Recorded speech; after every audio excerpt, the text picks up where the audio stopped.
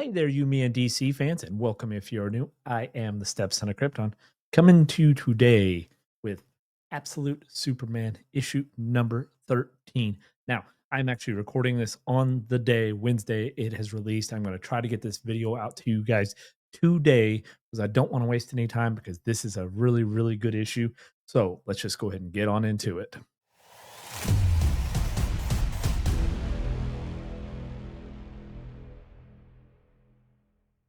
All right, guys. So if we remember where we left off with issue number 12, Lazarus's army was coming into Smallville. They had already knocked down the Smallville sign. So this issue is going to open up.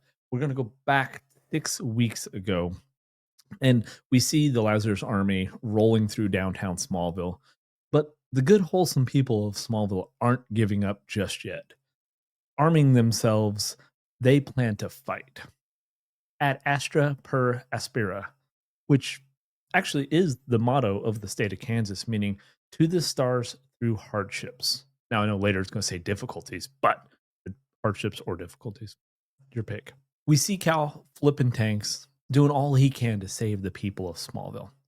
After all, traveling 9 million light years, why wouldn't he end up in a place as close to his homeworld as any he would find on Earth? And so the Battle of Smallville begins with its greatest protectors doing everything they can to save Smallville. Cal and Soul.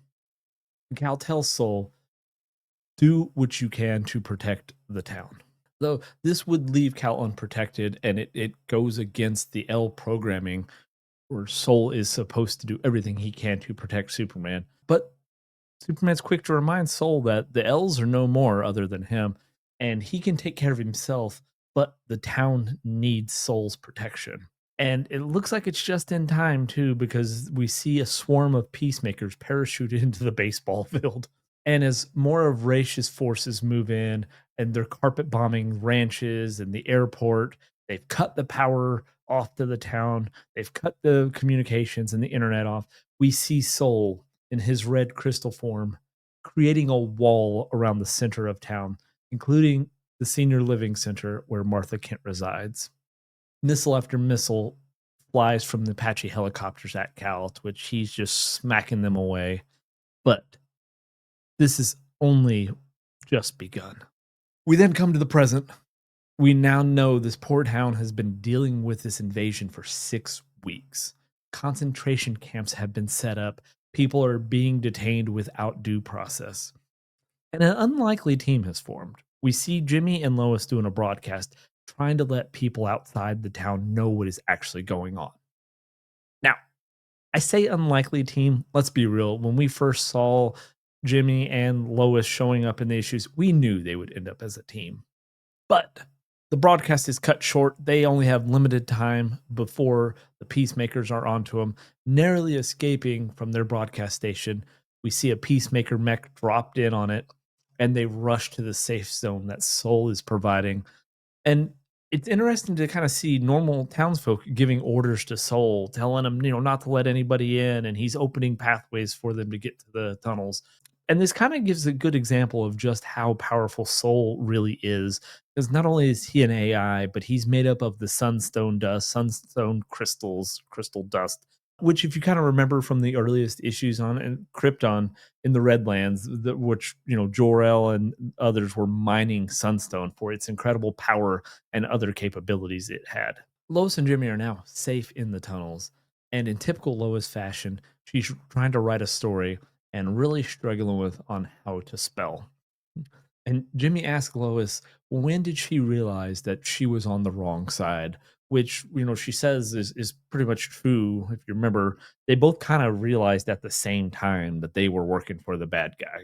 And it's kind of crazy. We see we got some like old west looking versus some new age mechs going on because they're all on horseback trying to escape these mechs.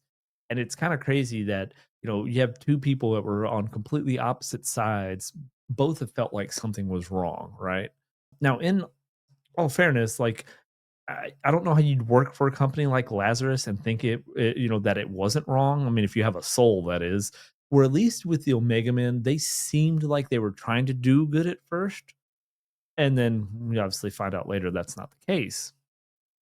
So you know, she's talking and it's like right and wrong, right? Good and evil. Who knows what side to really be on? But when there's a Superman, always be on Superman's side.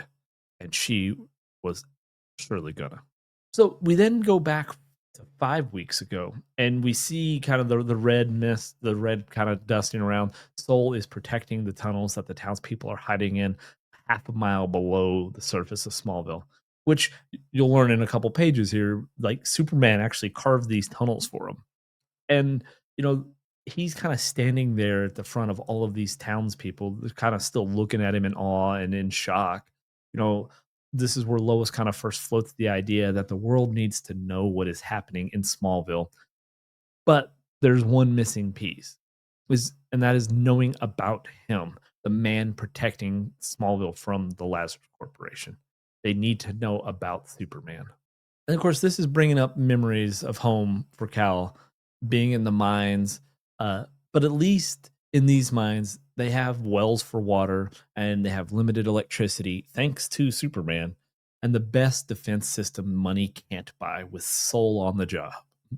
Then, randomly, a townie kind of speaks up by the name of Jed Cochran, and he tells Superman he is the one that first reported him to Lazarus. And of course, now he, has that moment of realization how wrong of a decision that was, kind of seeing what Lazarus is doing to the town and what Superman is doing to protect it. And he tells him he's sorry and he reaches out for a handshake. And for a brief moment, we kind of think that Superman's going to refuse.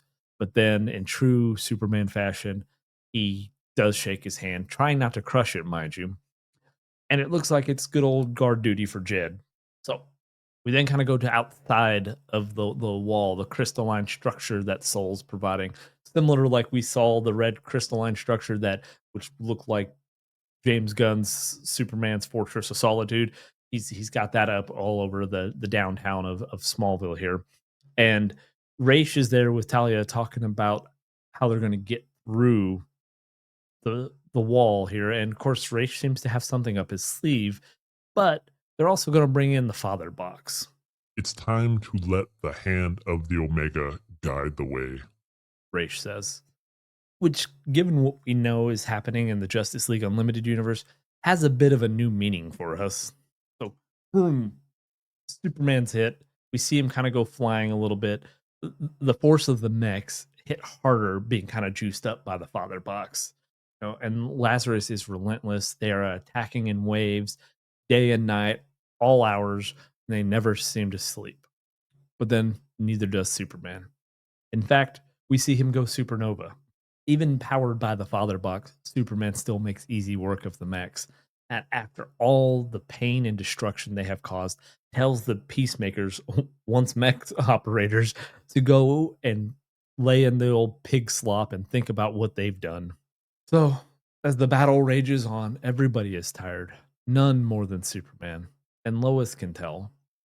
But as she will keep trying to get the message out to the world, so will he keep defending the town. And kind of just as Lois is talking to him about how Superman changed her life, something's happening to Soul. He has been infiltrated. Giggity. Soul is now gone, thanks to Brainiac. Brainiac now has control. The townspeople are no longer safe, and Superman has no choice but to smash it, formerly known as Soul, to pieces. All the while, Superman's kind of thinking he's doing his inner monologue that people are never going to accept him. He will always be an outsider. And we kind of get a aerial shot of the battle there, and we see what's going on in the fight between him and formerly Soul, now Brainiac. Maybe he should have never revealed himself to the world. Maybe he told them too much, showed them and showed too many of them about what he cares about most. And now look where it's gotten him. And we see Jimmy, Lois, and Lana. They're trapped by the now Brainiac crystals, and even Superman kind of falls prey to him, and he's trapped. And now Raish comes in, and he's wielding this badass looking kryptonite sword. And he tells Superman that in the blood of all of the people he loves, he will beg to be his son. And that's where the issue ends. Next is Superman versus Raish Al Ghul. So that is the end of the issue. by far one of my favorite, if not my favorite, of the Absolute Superman, because I love that we're kind of getting the action. We're getting him showing his true power, and we're also kind of seeing that side of him that's normally typically Superman, where he's just doing everything to save the innocent people.